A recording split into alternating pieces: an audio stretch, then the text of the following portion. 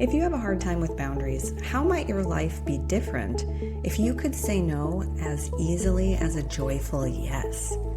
I'm Love Coach Mariya, and for over a decade now, I've been encouraging folks to empower their compassion so it's big enough for ourselves as well as others, and so our boundaries can become healthier than ever. You're listening to Empower Your Compassion, and on this show, we'll be unlocking transformative insights to help you reconnect to your true yes, so you can say no from that more expansive energy and get more of what you want in your relationships and your life without sacrificing your compassion. Are you ready for more love? Let's grow. Hello, brave soul. Welcome back to the show. We're continuing with the final piece of this mini-series on the Gates method.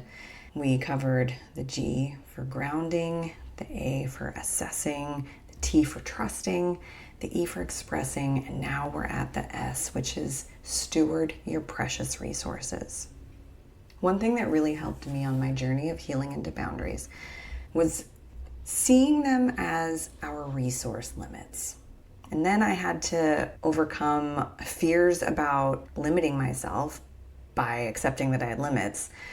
But once I realized that things like diamonds and gold are valuable because of their finite amounts, that's when I recognized that things like my time, energy, and attention are also really valuable and precious. And I started seeing myself as like a noble steward of these things, and that I had to care for them and protect them so that I have enough for the people and causes I care most about. And it didn't mean that I was weak or flawed by not being infinitely abundant in these things. It meant that I had the ability to claim responsibility for managing these things. It's a lot like the oxygen mask rule also. We're no good to anyone if we're not good to ourselves first. And so making sure that not only my cup is filled, but that my cup is fortified so it's not leaking, so that it can be filled, and then I can give from the overflow.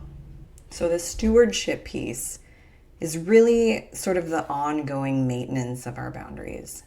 And it has a lot to do with follow through.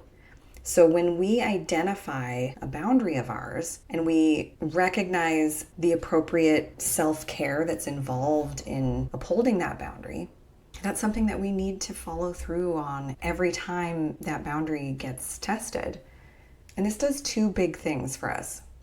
One, it builds safety and trust in our relationships, because if you say that you need to walk away when conversations get loud and then you don't, that sort of devalues your word. It devalues any indication of the importance of that boundary or the importance of your own self-care. Whereas upholding it conveys that these are important and that you're reliable. Even if the other person doesn't like what you are reliably doing, that consistency does create a sense of reliability. And secondly, very similarly, the relationship with yourself gets fortified also by you consistently showing up to meet your needs and your self-care and honor your boundaries in the way that you've identified as necessary for them. And there's actually a great way to communicate about this as well, especially in your closer relationships. I call it the XYZ formula. When X happens, I feel Y. And so to care for myself, I will do Z. For example, when I receive harsh criticism, I feel shame. And so to care for myself in those instances, I'll step away from the conversation. And then part of that stewardship is doing that every time. And where boundaries get really tricky for most people, and especially recovering people pleasers, is when you receive some pushback from other people on your boundaries. And it might not be like an XYZ type of boundary. It could also just be you saying no to a request or invitation. And typical forms of pushback tend to look like begging, oh, come on, please. Downplaying, oh, it's not that big of a deal. Questioning, but why? Or the classic guilt trip. After all I've done for you, you owe me this. How could you abandon me like this? It's often quite dramatic. And typically really tugs on our heartstrings and makes us feel really freaking guilty. That's why they're called guilt trips. And if we opt into them, we will cave on our own boundaries. And most of you probably already have. And please don't beat yourself up about that. I'm certainly guilty as well. In fact, sometimes we will even preemptively cave to the guilt by not even saying no in the first place.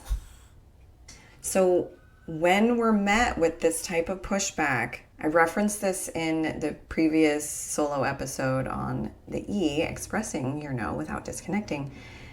There's this sort of formula for stating a boundary, which is following a no with a yes. And when it comes to this pushback, you can communicate that the no is that you've made the decision and it's not up for negotiation or, over explanation or manipulation, but that you are available to hold their hand through their discomfort or disappointment.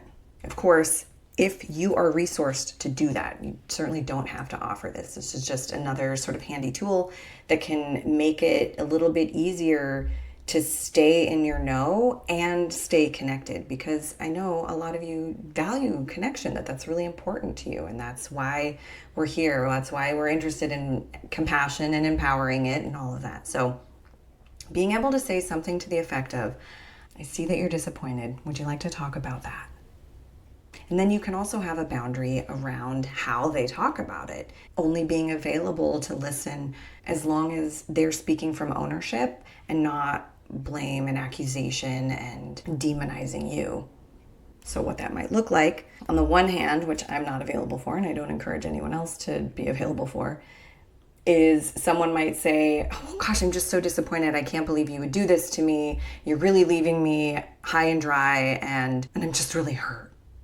Whereas what I would be available for is someone saying, wow, I was really hoping that you would be a yes to this. I'm definitely feeling some disappointment.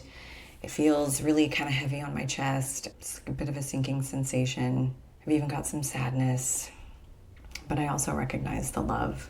I'm sad because I love you, and because I love you, I'm actually happy that you're being honest with me and that you are taking care of yourself, my friend. At the end of the day, one of the hardest things we do in becoming boundaried and stewarding our precious resources is dealing with the discomfort of other people's disappointment. And that's just something that we need to build our capacity for in order to steward our resources so that we have enough for the people and projects we care most about.